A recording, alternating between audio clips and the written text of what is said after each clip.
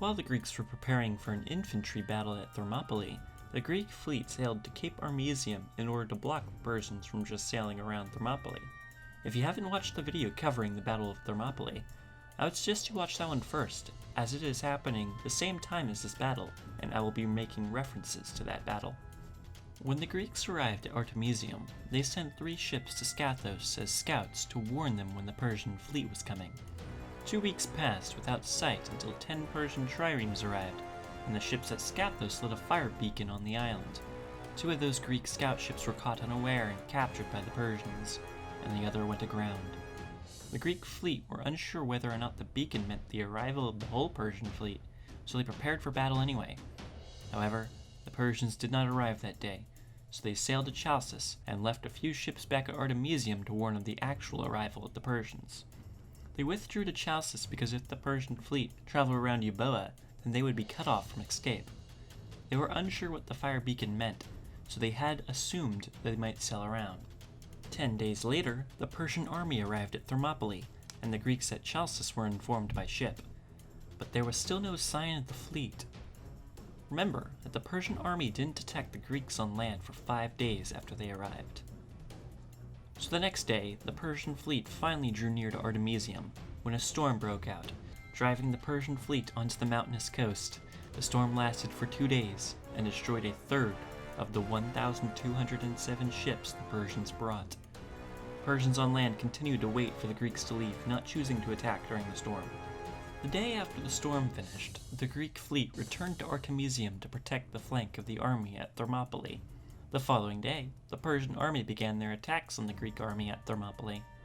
The Persian fleet also appeared and began mooring on the coast opposite Artemisium at Aphete. 15 Persian ships sailed into the Greek lines and were captured. The Persian fleet at this point still outnumbered the Greeks by at least 3-1. The Greeks contemplated withdrawing, and the Euboeans bribed Themistocles to ensure the Greeks' fleet remained, as they didn't want to be abandoned to the Persians. This was Themistocles' plan anyway, so he used that bribe to bribe the Spartan and Corinthian admirals to remain as well. Later that day, a deserter from the Persian fleet swam into the Greek camp and brought bad news. While most of the Persian fleet was undergoing repairs from the storm, the Persians detached 200 seaworthy ships to sail around the outer coast of Euboea to block their escape route. The Persians didn't want to attack the Greeks yet because they thought they would flee and sought to trap them. The Greeks decided to go meet this detachment to prevent being trapped, and planned to leave at nightfall in order to prevent the Persians from becoming aware of this plan. The Greeks probably realized that this presented them an opportunity to destroy an isolated part of the Persian fleet. Before they left, they wanted to try to convince the Persians that they were planning to stay at Artemisium by sailing towards them and back again. They waited until late afternoon so there was little chance to be drawn into a full-scale engagement. This was also an opportunity to assess Persian seamanship and tactics. However, this decision led to the beginning of the battle. Before we get into the battle, let's compare the two navies. After the storm, the Persians had around 800 triremes, minus the 200 they sent, so 600 triremes, while the Greeks had only 280. Strategically, the Greeks needed to protect the flank of the army at Thermopylae whilst not being cut off themselves. The Persians had more options. They needed to force their way through either Thermopylae or Artemisium, or to outflank either position, as holding both was necessary for the Greek effort.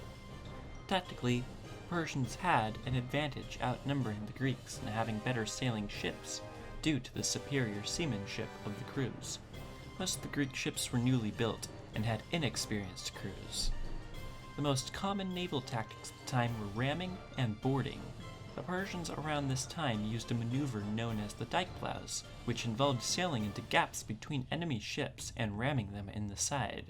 The Greeks couldn't use this tactic as easily since their ships were heavier and less maneuverable.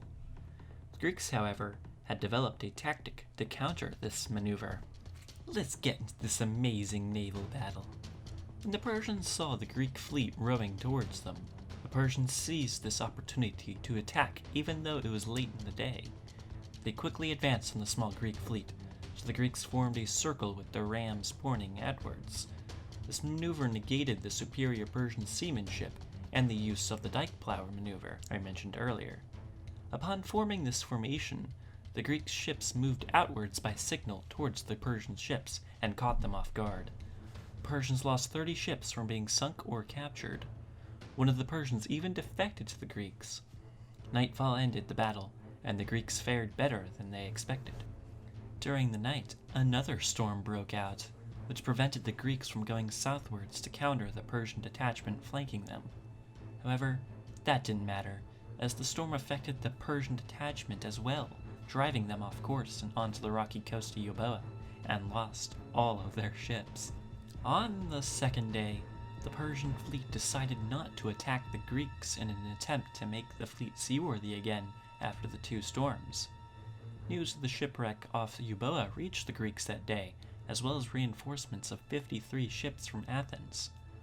Waiting until late afternoon, the Greeks took the opportunity to attack a patrol of Persian ships and destroying them before night fell.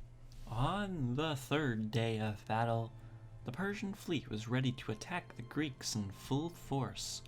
Upon seeing the Persian fleet assembled, the Greeks attempted to block the Straits of Artemisium as best they could and waited for the Persians to attack.